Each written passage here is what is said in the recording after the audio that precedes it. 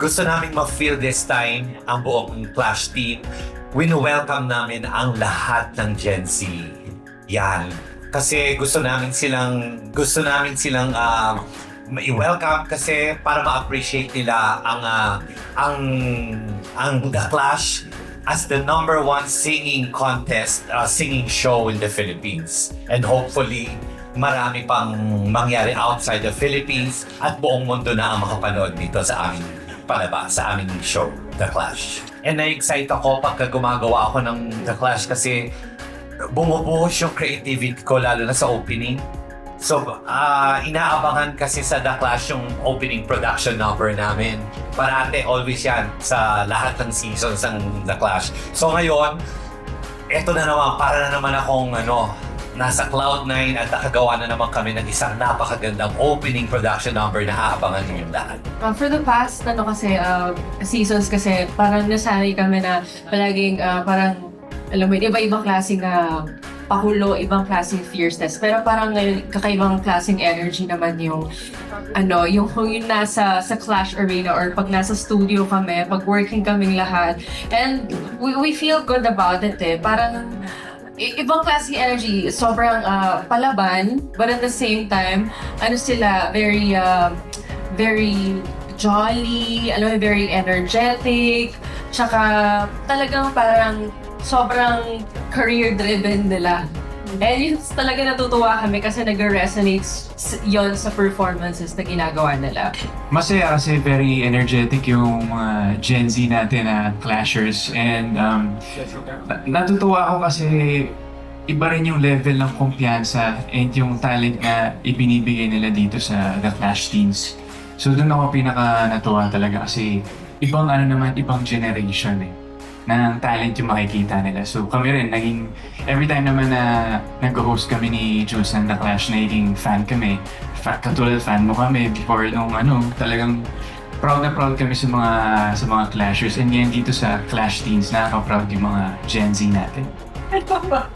Kasi parang every season iba-iba iba-iba talaga. Parang ang dami din namin na nabuo na memories sa sa The Clash, like from being friends to lovers. Tsaka and I'm just very happy to again share the stage with Ray when it comes to hosting. At tsaka parang wala kasi talagang there was never like a dull moment pagka kasama ko siya Kasi masaya talagang tao si Ray. Tsaka parang pagka masaya siya, syempre masaya din lahat sa trabaho, diba? Ayan, may dadagdag ka ba? Hindi, tama naman yung sinabi ni Jules. Ikilig ka! Nakakakilig kasi malaking parte ng buhay ko ang The Clash So ganyan yung sabi ni Direk na baby niya ng The Clash, di ba? Para sa akin talagang tinetreasure ko yung The Clash kasi kumbaga, ang bilis na lumipas, parang 6 seasons na tayo, di ba? And, tapos doon ko rin na-realize na crush pala kita, di ba? Sa The Clash din, di ba? And, ayun, yun. Siguro yung mga chaotic moments abangan nila yun sa kasi ang ganda rin ng rapport na meron kami with the judges din dito sa bagong The Clash Teens natin. So, and, simple song choices. Yung song choices natin, medyo nagfo-focus sa yung typical na biret. Ang term usually is pang-contest. Ngayon, napaka-experimental ng mga song choices ng generation na ito. Parang mapapaisip kami, wow, bakit niya ito pinili? Kasi talagang kung ano yung feel nila na kantahin that represents who they really are, yon ang ilalabas nila through song.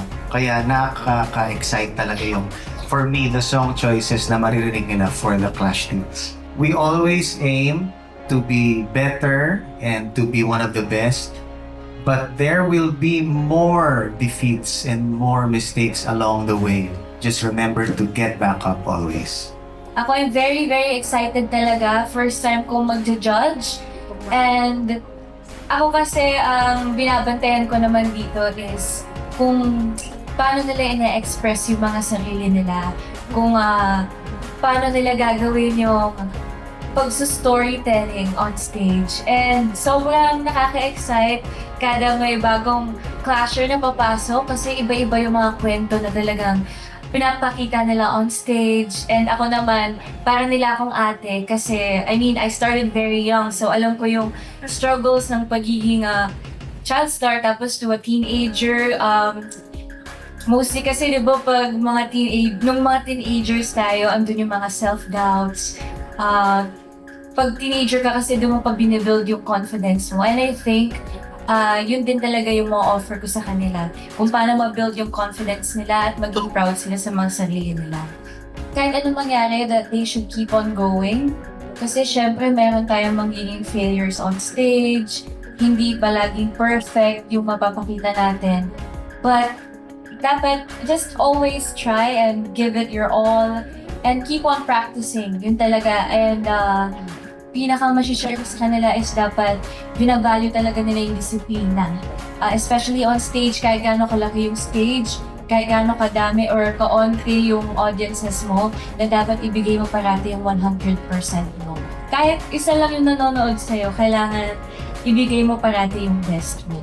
Yun, bilang isang clasher nung season 1, tanda ko sobrang hilaw pa ako. As in, first time ko sumali sa singing contest. So, grabe pa ako. Kabahan yung takot ko. Yung confidence ko, wala pa. So, yung difference sobrang laki bukod sa pag-criticize ng mga contestants. Kasi nakikita ko sa kanila yung na-experience ko. Ang pinagkaiba niya sa akin na nadala ko na yung mga natutunan ko sa mga past performances ko sa pagsali ko sa singing contest na pwede kong i-share sa kanila and gusto ko maging inspiration sa kanila para sa mga susunod na performances ng mga Teen Clashers. Siguro yung magiging style ko as a judge, gusto ko ipakita sa kanila. Gusto ko ma-share yung kung ano yung na-experience ko before, kung ano yung mga routine ko bago sumalang, like paano mawala yung kaba, yung takot, and sa pagpili din ng mga songs. And gusto ko isabihin sa kanila na maging totoo lang sila sa sarili nila. Kasi yung naging mali ko before is, yun nga, katulad na sinabi ni Kuya Christian na dati kasi pag singing contest, ang mindset ko, kailangan pang contest yung kakantahin ko. So, nawawala na yung pagiging original, nawawala na yung authenticity. So, yun, as a judge, gusto ko lang ilabas yung pagiging totoo ng mga Teen Clashers.